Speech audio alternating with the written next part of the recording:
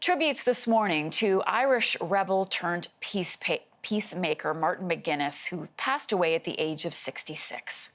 There is no doubt about it that over 1,000 people's lives have been saved since the Good Friday or Belfast Agreement was signed.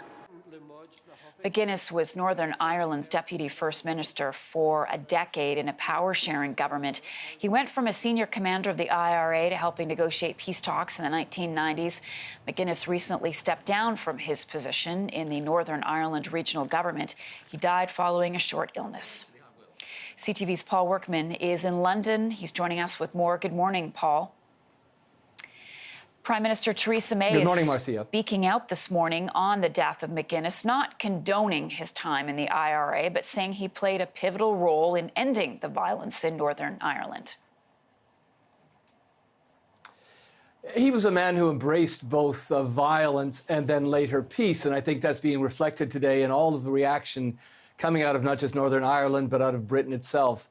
That there is no forgiveness for his acts, the acts of violence that happened when he was the commander of the IRA, but at the same time reflecting that there probably would not have been peace in Northern Ireland without Martin McGuinness's willingness to get involved, to embrace the peace movement itself. Tony Blair, the former Prime Minister, said it very eloquently that he would remember Martin McGuinness with great gratitude because he made peace happen.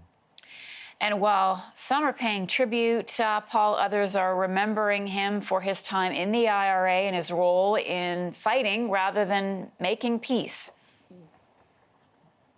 Well, an outpouring, of course, from the families of many of the hundreds of victims whose lives were claimed during the years when McGuinness was the head of the IRA. Lord Tebben here, his wife was paralyzed in a bombing 30 years ago, and he said today, quote, "The world will be a sweeter place now that Martin McGuinness is gone."